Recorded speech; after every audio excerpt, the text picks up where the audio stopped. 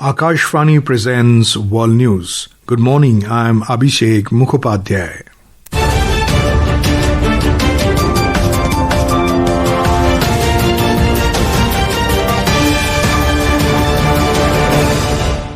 The headlines. Philippines President Ferdinand R. Marcos Jr. to arrive today on a 5-day state visit to India.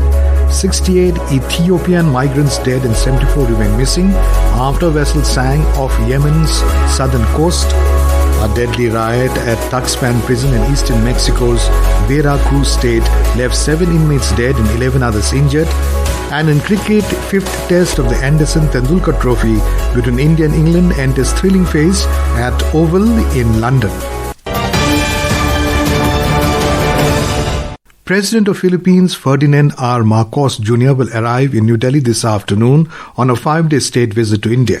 He will be accompanied by First Lady Luis Araneta Marcos and a high-level delegation including several cabinet ministers, other dignitaries and senior officials, in addition to business representatives. This will be the first visit of President Marcos to India since assumption of office of the President of the Philippines. During the visit, Prime Minister Narendra Modi and President Marcos are scheduled to hold bilateral discussions tomorrow. We have a report.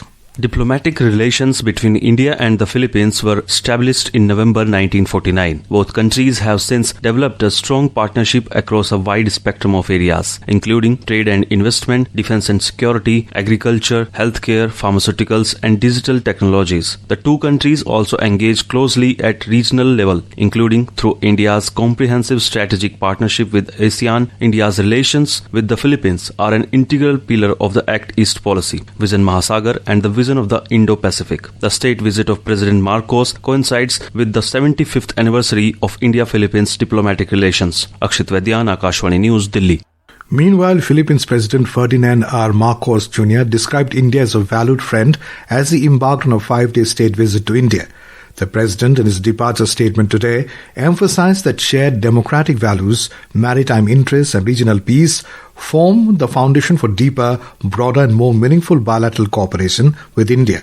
He said that bilateral relations with India have seen a measured and stable development that is both comprehensive in scope and multifaceted in nature. He further added that there is much potential for cooperation with India that will mutually benefit the countries. He highlighted areas of defense, trade, health, pharmaceuticals, agriculture, tourism, and digital connectivity for possible collaboration. At least 68 Ethiopian migrants died and 74 remain missing after vessels sank off Yemen's southern coast on Sunday, according to the UN's International Organization for Migration, IOM. The boat carrying 154 people capsized near Abyan Governorate, where bodies have washed ashore.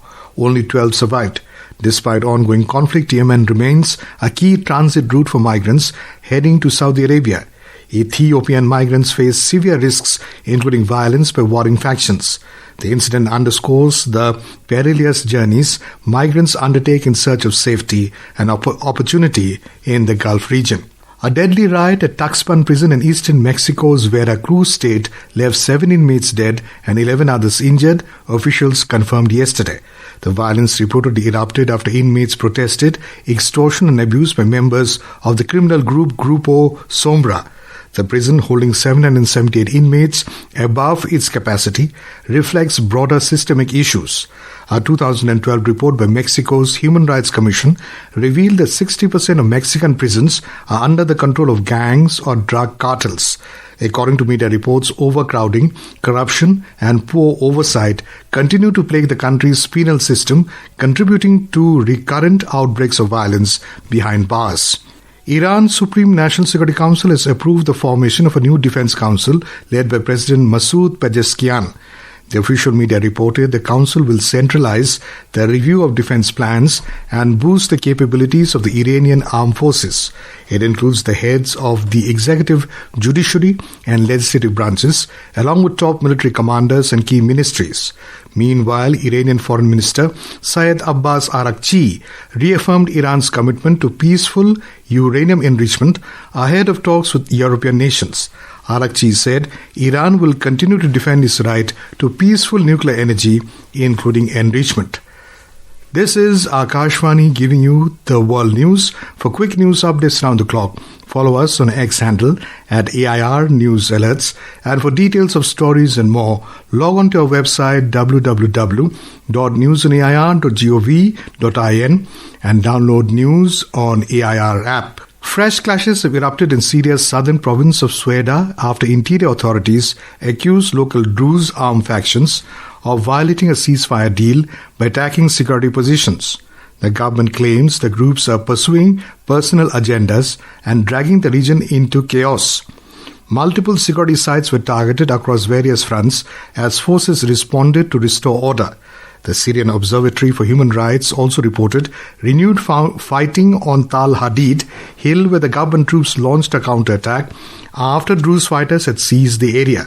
At least 3 security personnel were killed and 10 others injured, while 1 Druze fighter also died.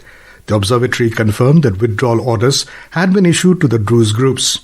South Korea began dismantling loudspeakers used for anti-North Korea broadcasts today along the inter-Korean border, as announced by Seoul's defense ministry. This move comes after broadcasts were halted in June, shortly after President Lee Jae-myung assumed office. His administration aims to revive stalled talks with Pyongyang and restore trust. The ministry described the dismantling as a practical step towards reducing tensions and emphasized it would not compromise military readiness. The loudspeakers had been reactivated in June 2024 under former President Yoon Suk-yeol. Pauline Ferdinand-Prévot triumphed today in Stage 9 of the Tour de France, becoming the first French rider to win the modern women's competition in its 4th edition.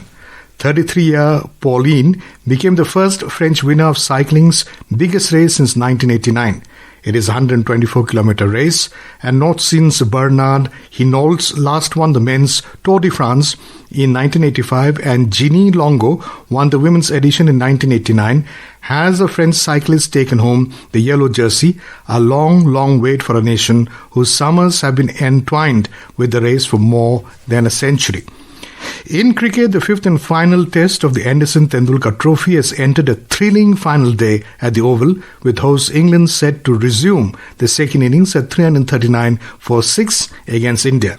England needs just 35 more runs to win, while India must take the remaining 4 wickets to claim victory and level the series. More details from a sports desk. Chasing the target of 374 runs, England's charge was led by brilliant centuries from Harry Brook and Joe Root. Brook scored a fluent 111, while Root added a composed 105, putting the hosts in a strong position. However, India fought back late in the day with a stunning bowling performance. The visitors took 3 quick wickets for just 36 runs, reigniting hopes of a dramatic comeback. Prasidh Krishna has been the pick of the Indian bowlers, claiming 3 wickets, while Mohammad Siraj has contributed with 2. India posted an impressive 396 in their second innings with the help of a brilliant 118 from Yashasvi Jaiswal, along with key half-centuries from Akashdeep, Ravindra Jadeja and Washington Sundar. Josh Tongue led England's bowling attack with a 5-wicket haul, while Gus Atkinson picked up 3 wickets. In the first innings, England were bowled out for 247 in reply to India's 224. India currently trails the 5-match series 1-2. Moving on, in the men's triple jump at the Kasparov Memorial 2025, Indian athlete and former Asian champion Abdullah Abu Bakar claimed the title at the athletics meet in Almaty, Kazakhstan last night. He edged out his closest competitors by just 1 centimeter. With Sudhir Singh Yadav's report, Aishwarya Rai Nigam, Akashvani News, Delhi.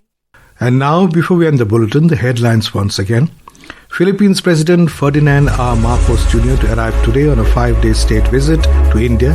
68 Ethiopian migrants dead and 74 remain missing after a vessel sank off Yemen's southern coast. A deadly riot at Tuxpan prison in eastern Mexico's Veracruz state left 7 inmates dead and 11 others injured.